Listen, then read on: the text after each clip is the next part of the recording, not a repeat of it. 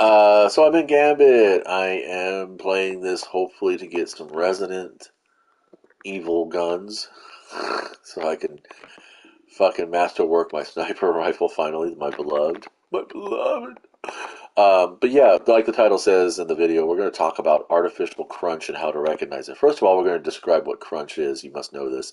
It is a term typically banded around the tabletop community. It refers to normally rules depth, complexity, and well, basically min-max or paradise stuff. Um, a lot of rules, a lot of games with lots of crunch in them have a tendency to also benefit from min-maxing. Min-maxing, I'm going to define those terms now too. Min-maxing means you want to maximize your output with minimum input. And pretty much everybody wants to do that, but that's an efficient design.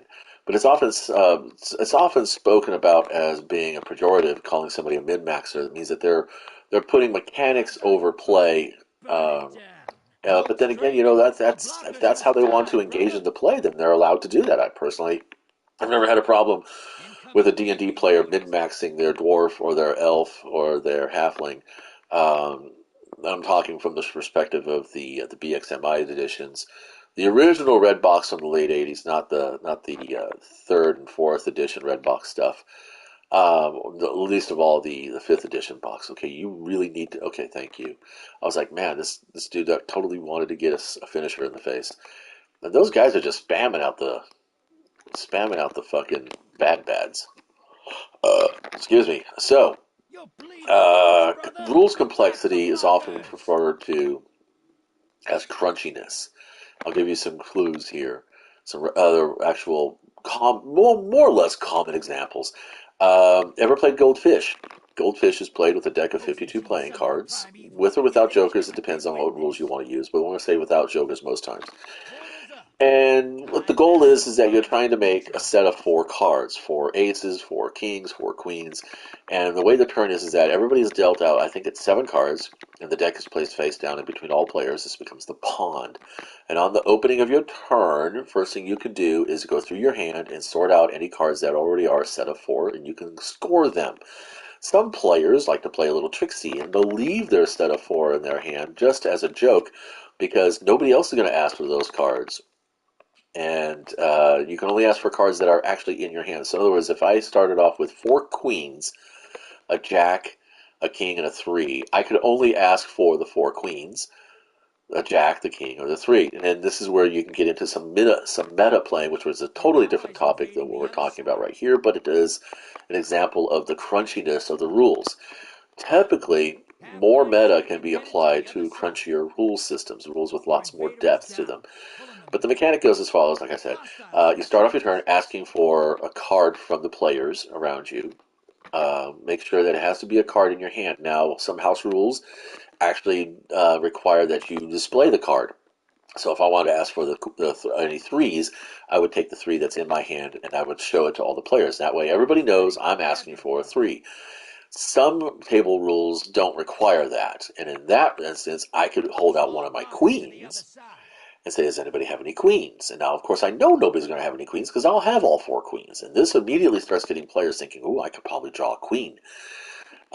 He has one and I could score that, blah, blah, blah. So if everybody says, no, we don't have the card you're looking for, I draw the top card off the deck. Now, again, this is a table rule thing, but in our table, if you drew the card you asked for, you get to go again. If somebody has the card you asked for and they hand it to you, you get to go again. Now, what's to stop a player from lying and saying that they don't have the card you're asking for? Absolutely nothing. Nobody plays with their hands face up, and because that's the whole point. It's limited knowledge game mechanic. That's what that means. When you have hidden information and you have open information. Open information would be what you've been asking for and what persons have drawn from the top of the deck. Hidden information, of course, is what's already in your hand that other players have not seen. So, does this sound confusing to you yet? Probably not, because this is a low crunch game mechanic. So if you get what you asked for, you get to go again. And this continues ad nauseum until you don't get what you asked for. Then the turn passes to another player. Now, playing blackjack. or poker. No, playing blackjack. It was 21. Playing 21. You're dealt two cards, one face up, one face down. Everybody has the given information of the face up card. Everybody has hidden information in the form of their face down card. The dealer plays the same way. The dealer must hit if they have 11 or less. However, any player on the table can hold with any value combination in their hands. The goal is to get to but not exceed the value of 21. That means if you draw an 8 and you draw a king, you have 18. Face cards are worth 10 points or 10 value. I fucking whiffed my grenade. So you have an 8 and you have a king, and you ask for a hit, and they give you a 3. You're boned. That's only a 21, right? 8, 3. Yeah, that's just 21. The chance of you getting an ace on the next hit is going to be very, very low. So the meta in this game is trying to remember what was already played and what the chances are of getting a card you want out of that. Same as Goldfish. Do either game have more crunch than the others? Technically, the Goldfish game has more crunch than the Blackjack game because there's more conditions. There's a win condition of getting sets of cards. The game ends when the deck runs out. Okay, when the last card is drawn from the top of the deck, the game ends and everybody goes ahead and starts tallying up their collected sets. You get 1 point for each set. Whereas with 21, the first person to get to 21 ends the game. Then you go into poker. Poker has a whole lot more crunch because there's a scale of there's a rank of winning hands, and there is also other rules that can be coming into play. Table rules, house rules, like Joker's wild, ace is high, or ace is low. In other words, if I have ace, king, queen, jack, ace, king, queen, jack, 10, I have a high straight. Or if aces are low and I have an ace and I have the same hand, then I don't have shit. I have to have 5 cards or more. We lost. Yay. I did get some resident. I got some umbral energy, which is fine. But I didn't get any more resonant elements. I have 1750. How did I? It feels like I had less there. I don't know. Let's see. So there's some examples here of the card games. Now, I've only played one game of Running. I've never played Bridge. I have not played Senate. I think it's played with cards. Well, Cribbage. I have not played Cribbage, which is played with cards. I have not played Rook. But I've all been told that these are pretty crunchy games. So you have the game of Goldfish. It's got a little bit of complexity to it. Then you have the game of chess, which technically doesn't have that much complexity to it. Most gamers who play chess in other games will say that chess has low crunch. Then you get to something like Settlers of Catan. Okay, not a lot of crunch there. You collect resources, you exchange those resources to build roads and to build settlements, and you can trade with your players. It's pretty simple. The basic rule set for Dungeons and Dragons, pretty low crunch. You have a single die mechanic, which is to hit your targets or to save against damage or special effects, and then you have your ability modifiers. You go into all that, and then you roll a separate set of dice to determine damage, and then you have D20 rolls to determine whether or not you can detect things. Well, actually, in the BX versions, it was a D6, and Thieves had the benefit to do so. Find traps and stuff like that is what I'm talking about. So, how to identify, how to tell when a game is trying to appear crunchy and actually isn't. What would be the benefit of a game to present or to front crunchiness or complexity when it really isn't? Well, the benefit would be to draw in those people who are spenders, believe it or not. Whales, in particular, do enjoy games with a lot of meta in them, with a lot of crunch in them, because they know that they can buy their way through that. You take a game like Mobile Suit Battle Operation 2. The crunch in that game is the collection of the suits. You have 3 ways to buy suits. You can buy them with recycle tickets, which are very slow coming. You can buy them with DP, which you can get tons of DP really quickly. I'm at 1 million right now, and I was only about a few thousand last week. But you have to have character, you have to have military rank in order to access the suits that would use that DP at the higher values. And that's what you want. You want higher value suits so that you can get in and be more competitive. I could do a couple more matches. And let's hope that we get machine gun drops a little bit easier. And otherwise, you can spend tokens. And tokens are, at the most, you can earn 3 a day. Unless you're really good with the simulator, and the simulator doesn't reset very frequently either. So you're working with all these different economies. And for a whale, that's good because it means that he can bypass all the other crunchy pieces of that economy by just buying tokens and then spending those tokens at the supply drops. If he gets any dupes, they're going to turn into recycle tickets. When if he gets enough recycle tickets, he can just spend those for targeted gear, which don't require you to have a military rank. Otherwise, rank up, be a really good player, and rank up in the games. The rated matches give you the fastest growth. And then with your rank and your DP, you can go ahead and buy the targeted suits that you want. Always love being thrown in the middle of a match. Reminds me that my time doesn't matter. It's all about theirs. Okay, so the first thing you ask yourself about a system in the game is how much of it determines the win. What are the win conditions of the game? Well, in Gambit, we're going to use Gambit here as an example. In Gambit, it's the speed at which you can dispatch your primeval. How do you get a primeval? You fill your bank with motes. How do you get motes? You eliminate targets on the battlefield and collect those motes and then deposit them in the bank. How can you stop that from happening? You send blockers, but guess what? You can send blockers with motes because motes give you a blocker. Like right now, I have a blocker.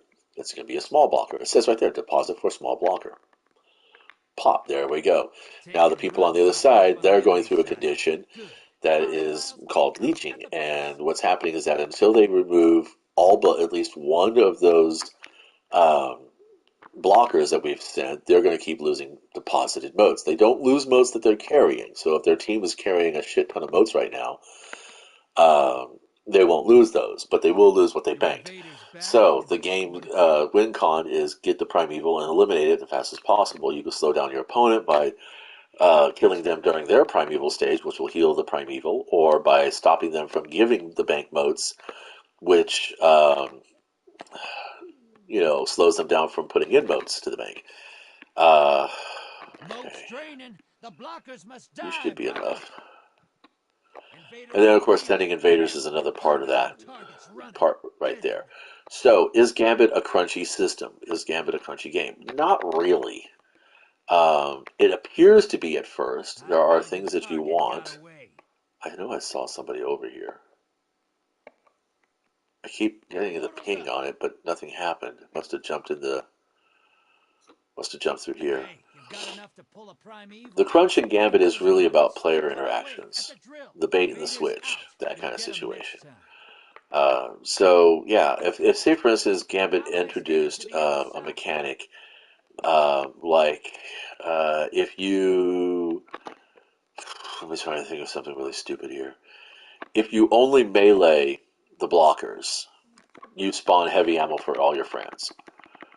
That is actually considered to be crunchy. That would be considered to be adding an extra layer of complexity to the game, because then it favors melee builds over ranged builds. And yes, there are melee and ranged builds in this game, believe it or not. It's just not openly promoted, nor is it discussed. But you can actually have a very strong melee build as opposed to a very strong ranged build. Even though we're a first-person shooter, there is a lot of melee in this game that you can get through. And you can tell that that's there for a reason, because every class has a piece of armor that specifically promotes melee attacks. The feedback fence, the liar's handshake. I know those two because I played a Titan in Destiny 1, and I'm maining a hunter now. We're just going to go ahead and do this, because it's not effective at all. Okay, cool. Dutch oven. Anytime somebody pops a bubble, then I drop a bomb inside, and that's a Dutch oven. So, yeah, if the mechanic doesn't do anything to service the character's progression, does not improve the strategic play of the game or its tactics, then it's artificial crunch. It's bloat. It's unnecessary. And this actually ties into the TWAB a little bit when they talked about how they're trying to, simplify the headspace for the Guardian so that we don't have to worry so much about managing equipment and materials and things like that. And I'm like, no, not really. It's you guys trying to, reduce the bloat in your code because this particular amount of crunch is not being engaged with anymore. Now that we can go ahead and actually craft our own weapons that don't cost anything but resonant materials, um, there's no point in having planetary materials anymore. And honestly, I don't see a point in having any kind of arena materials. If you just put everything into, I want to, I want, wait, what? I pulled the trigger, but nothing came out that first time. That was weird. Don't know why it does that to me.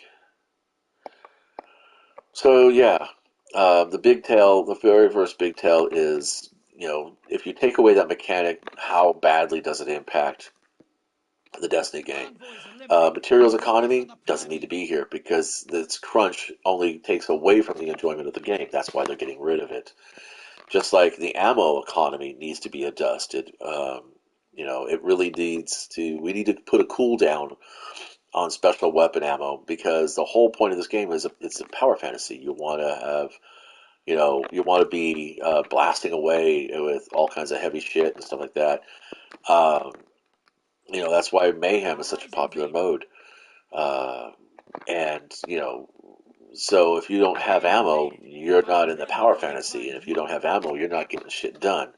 Well, at least I got sniped by you and not by the invader.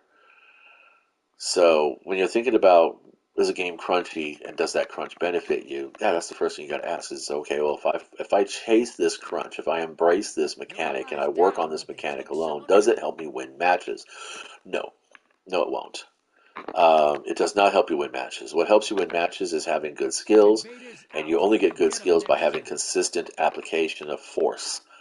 Um, application of effort, which I think is an oxymoron. I'm not sure if that's really the word I'm looking for. But yeah, you can't have a consistent application of effort if you don't have a consistent source of materials or resources. If you don't have a consistency in your resources, you can't have consistency in your growth. Missed it because I died, so I paid the price on that one. And it just, it creates a feel bad moment in the game, what game designers also call a quit moment. So when thinking about whether or not a game is crunchy in the good way or crunchy in the bad way, you have to think about what mechanics are holding back progression and enjoyment, and what mechanics are actually promoting it. And the same thing goes towards like a previous video about knowing yourself, understanding what you want out of the game, and don't do the things that hold you back from doing what you want. That's all I'm going to share. Thanks for stopping by.